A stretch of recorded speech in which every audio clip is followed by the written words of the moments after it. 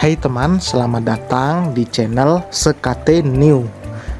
Jangan lupa pada teman-teman untuk like, komen, dan subscribe supaya tidak ketinggalan update dari channel ini. Mimin ucapkan terima kasih. Selamat menyaksikan. Arkan mengemudikan mobilnya dengan kecepatan tinggi membelah jalanan agar cepat sampai ke tujuan. Ia panik setelah mengaktifkan ponselnya dan mendapatkan kabar bahwa Arumi masuk rumah sakit. Di hari itu juga, ia mengajak semuanya untuk pulang. Nampak sekali kekecewaan pada diri Cantika yang masih betah bermain di pantai. Namun Arkan mencoba untuk meyakinkannya bahwa nanti akan kembali lagi berlibur ke tempat ini. Tiara sendiri memilih untuk diam. Sepanjang jalan, ia hanya sibuk dengan ponselnya. Arkan sebenarnya merasa kesal dan curiga jika Tiara tengah berbalas pesan dengan seorang pria. Namun ini bukan waktu yang tepat untuk menanyakannya. Ia harus segera sampai ke rumah sakit untuk melihat keadaan Arumi saat ini. Arkan, nanti ke rumah dulu saja. Biar Cantika sama Mami di rumah, ucap Bu Dewi. Ia memutuskan untuk menginap beberapa hari di rumah Tiara. Dirinya juga belum berbicara lagi dengan putrinya itu. Bu Dewi sangat menyesal dan mengkhawatirkan keadaan Tiara sehingga ia memutuskan untuk menginap dan memastikan putrinya baik-baik saja. Baik, Mam, ucap Arkan singkat. Mobil miliknya itu pun melaju menuju komplek perumahan di mana mereka tinggal. Untungnya jalanan lancar, sehingga tepat pukul 1 siang. Mereka sudah sampai di rumah. Cantika sama Oma dulu ya. Mama dan Papa mau jenguk yang sakit, ucap Bu Dewi merayu cucunya yang terlihat masih ngambek itu. Tiara sebenarnya enggan untuk ikut. Namun ia juga penasaran dengan keadaan Arumi. Meskipun sangat membenci istri kedua suaminya itu, namun ia masih punya peri kemanusiaan untuk menjenguknya. Cantika dengar Mama. Ya, nanti Mama janji akan ajak Cantika jalan-jalan. Sekarang Cantika main sama Oma dan Mbak Sri dulu ya. Nanti pulang, Mama belikan Barbie. Gimana? Cantika yang cemberut itu langsung mengangguk dan tersenyum. Oke deh, Mama. Tapi jangan lama-lama ya. Iya, sayang. Tiara masuk ke dalam mobil tanpa pamit pada ibunya yang berdiri di samping Cantika. Sikap Tiara yang cuek itu tentu saja membuat Bu Dewi semakin merasa bersalah. Pasti Tiara masih marah padanya perihal ia yang mencoba mempersatukan Tiara dan Arkan agar bisa bersama lagi. Mobil berwarna putih itu kembali melaju. Arkan begitu serius mengemudikan mobilnya. Tak ada obrolan sama sekali. Suasana begitu sunyi bahkan setelah mereka berdua sampai ke rumah sakit yang dituju. Tiara berjalan di belakang Arkan. Ada rasa ragu saat pintu ruangan VIP itu dibuka oleh suaminya. Namun Tiara tetap menunjukkan sikap angkuhnya. Berjalan dengan langkah tegap masuk ke dalam ruangan tersebut, di mana Arumi tengah berbaring dikelilingi oleh ibu mertua serta adik iparnya. Assalamualaikum. Arkan mengucapkan salam. Semua mata langsung tertuju pada Arkan dan Tiara yang baru masuk itu. Bahkan tak ada satupun dari mereka yang menjawab salam. Hanya Arumi yang menjawab lirih. Itu pun sambil membuang pandangannya. Bu Chandra mendekat pada Arkan lalu tanpa diduga, tangannya melayang dan mendarat tepat di pipi putranya itu. Matanya melotot, memandang Arkan dan Tiara secara bergantian. Plak. Puas kalian. Puas. Teriak Bu Chandra penuh emosi. Anakmu mati dan kalian liburan berdua. Puas. Hahaha. Teriaknya lagi. Arkan terhenyak. Begitupun dengan Tiara. Mereka terkejut saat mengetahui kenyataan bahwa ternyata Arumi keguguran. Entah Tiara harus senang atau bersedih. Tapi yang pasti, ia yakin ibu mertuanya pasti akan selalu menyalahkan dirinya atas apa yang terjadi pada menantu barunya itu. Apa? Jeti Arumi. Arkan berjalan mendekat. Berdiri di pinggir ranjang dan menatap wajah Arumi yang pucat. Nampak mata Arumi juga memerah, air mata mengalir membasahi pipi istri keduanya itu. Dek Arumi. Arkan terlihat sangat menyesal. Ia mengusap air mata di pipi istrinya. Hah, Kak Tiara? Ngapain masih di sini? Sana pergi. Ini semua gara-gara kamu. Tahu gak? Pekik Seina, si adik ipar tak punya sopan santun itu. Kamu pasti senang kan? Tiara, Mama benar-benar tidak menyangka dengan sikap culasmu ini. Kalau kamu memang tidak menyukai Arumi, Jangan begini caranya.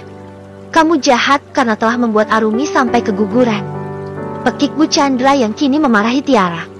Arkan mengusap kening Arumi, seperti tidak mempedulikan Tiara yang sedang dimarahi oleh ibunya. Hal tersebut tentu saja membuat Tiara tersenyum getir. Harusnya ia memang tidak usah datang kemari. Arkan merasa bersalah dan terus meminta maaf pada istri keduanya. Tapi seharusnya Arkan juga jangan membiarkan Tiara sendirian disalahkan oleh ibu serta adiknya itu. Tiara tersenyum miring. Kedua tangannya dilipat di dada. Ia balas tatapan ibu mertuanya dengan begitu menantang seolah tak merasa takut sama sekali. Sikap angkuh dari menantunya inilah yang membuat Bu Chandra tidak menyukainya.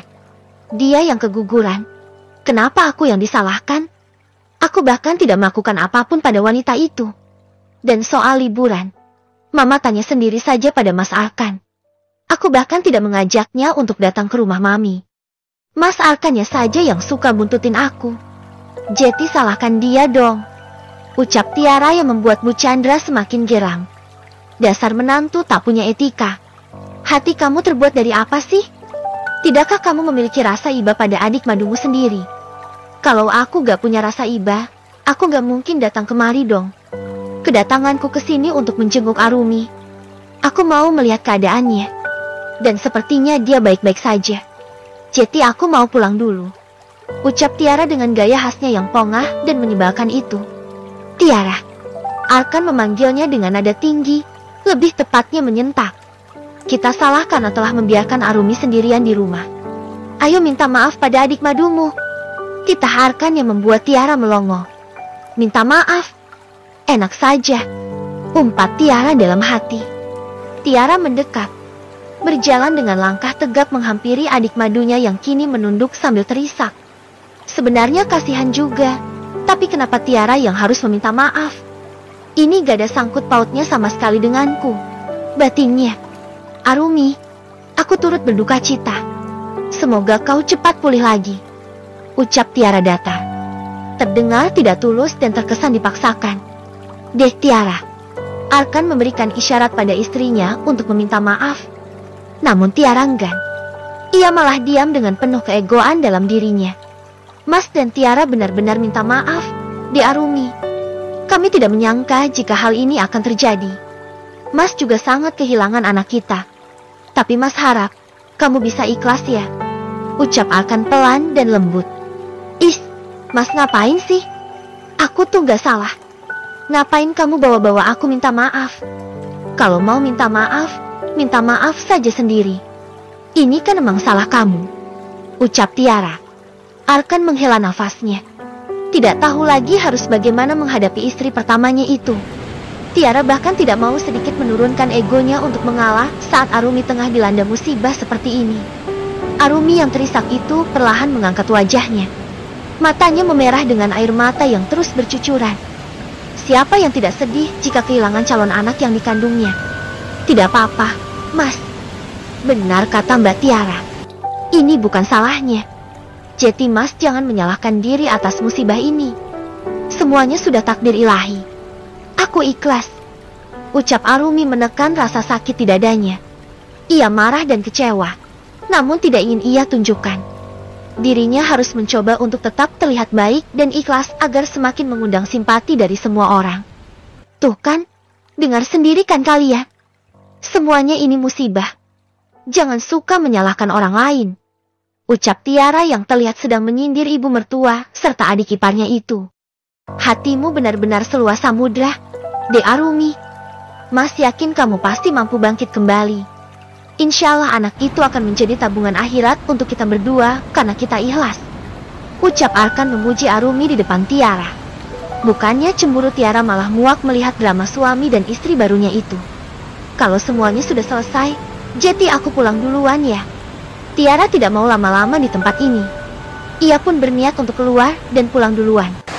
Namun saat ia hendak melangkah, tiba-tiba tangan Arumi memegang pergelangan tangan Tiara. Mbak, panggil Arumi dengan lirih. Ada apa lagi? Tanya Tiara dengan wajah datar. Boleh aku minta sesuatu? Tanyanya pelan dan lirih. Minta apa? Bahkan yang paling berharga dari hidupku pun sudah kau ambil. Sindirnya. Arumi nampak ragu-ragu. Namun ia ingin mengutarakan hal ini sejak kemarin. Dan menurutnya saat ini adalah kesempatan yang baik untuknya mengatakan pada kakak madunya itu. Aku ingin tinggal satu atap dengan kalian. Aku terlanjur menyayangi Cantika dan aku ingin mengajarinya soal agama. Aku harap Mbak mengizinkan aku untuk bisa tinggal bersama-sama. Aku janji tidak akan mengganggu Mbak Tiara. Bukankah tujuan pernikahan ini untuk kita saling belajar? Tiara terdiam. Matanya menatap nyalang pada wanita tak tahu diri itu. Kenapa harus bawa-bawa agama sih? Beberapa hari dia tinggal di rumahnya saja membuat Tiara kesal, apalagi dalam jangka waktu yang lama. Tidak bisa. Aku tidak mau, ucap Tiara dengan tegas. Kenapa kau sok mengatur? Tanpa harus minta izin darimu, Arumi berhak tinggal di rumah itu karena itu merupakan rumah Arkan. Celetuk Bu Chandra yang membuat Tiara memutar bola matanya malas. Halo, Mama. Apa aku tidak salah dengar? Rumah itu milikku dan juga Mas Arkan. Bukan cuma milik anak Mama. Aku juga ikut berjuang dalam pembangunan rumah itu. Ya tetap saja, uang Arkan yang paling banyak di sana, ujarnya. Tiara mengepalkan tangannya. Jika bukan ibu mertua, sudah pasti ia menghajar mulut wanita yang selalu berucap pedas itu. Melihat istrinya yang sudah naik pitam, Arkan pun angkat bicara. Ia tidak mau sampai ada keributan, apalagi Arumi sedang sakit saat ini. Dek, apa salahnya kita izinkan Arumi untuk tinggal di rumah kita? Kita bisa salat berjamaah setiap hari. Cantika juga bisa belajar mengaji. Aku jadi tidak perlu bolak-balik untuk membagi jatah waktu kalian. Insya Allah kita bisa menjalani poligami ini dengan penuh keberkahan, ucap Arkan. Tiara memijat kepalanya yang berdenyut. Bicara dengan Arkan dan keluarganya memang tidak akan pernah ada habisnya. Mereka tidak akan pernah mau mengalah. Sabar Tiara, sabar. Mengalah dulu saja dan biarkan dia tinggal di rumahmu. Sudah jelas jika Mas Arkan sepertinya tidak akan menceraikannya karena begitu kekeh dengan poligami ini. Baiklah, sepertinya aku yang harus bertindak duluan. Aku akan menggugatnya diam-diam. Selama proses perceraian nanti, aku harus bertahan di rumah itu dulu, gumam Tiara. Tidak ada yang bisa ia lakukan selain mengiyakan dulu permintaan adik madunya itu. Baiklah kalau begitu. Terserah kalian mau apa. Yang penting kau jangan mengganggu hidupku. Dan satu lagi, kau hanya boleh mendekati Cantika jika untuk mengajarinya mengaji saja. Tegas Tiara kemudian berlalu dari hadapan mereka semua. Keluar dari ruang rawat inap itu tanpa mengucapkan salam. Aku mau ke toilet dulu sebentar. Yang Reno tiba-tiba minta izin keluar setelah Tiara baru saja keluar dari ruangan tersebut. Dirinya sejak tadi memang dia melihat drama pernikahan kakak iparnya itu. Namun diam-diam matanya terus memperhatikan wajah cantik Tiara yang sejujurnya ia kagumi sejak lama. Sayangnya Tiara jarang berkunjung ke rumah ibu mertuanya sehingga Reno jarang bertemu dengannya juga. Reno keluar dan berlari menuju halaman depan rumah sakit. Ia tersenyum ketika melihat Tiara yang sepertinya sedang menunggu taksi online. Mbak, aku antar pulang yuk. Tiara mendongak, mengerutkan keningnya dan menatap adik iparnya yang pengangguran itu. Ya, Reno memang pengangguran. Pekerjaannya tidak jelas. Tak jarang, Seina sering meminta uang pada Arkan untuk membeli kebutuhannya.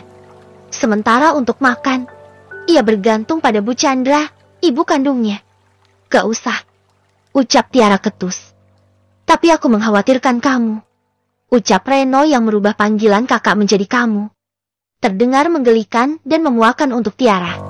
Tiara tersenyum miring, menatap Reno dengan remeh. Gak usah sok perhatian. Aku gak butuh dikasihani siapapun. Tapi aku memang sangat mencemaskan kamu, Tiara.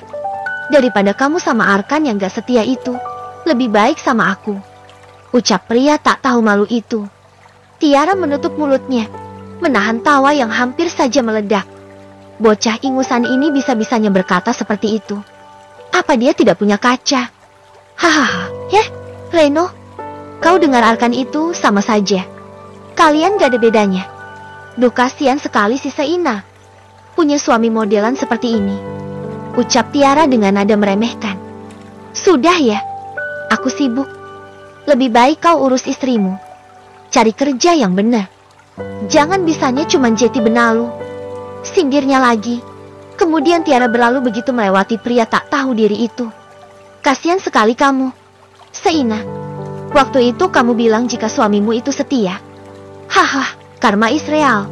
Cepat atau lambat mungkin kamu akan merasakan apa yang aku rasakan. Bukan dengan aku. Mungkin suamimu akan menjalin hubungan dengan yang lain. Ucap Tiara sambil menyeringai setelah masuk ke dalam taksi online pesanannya. Bersambung.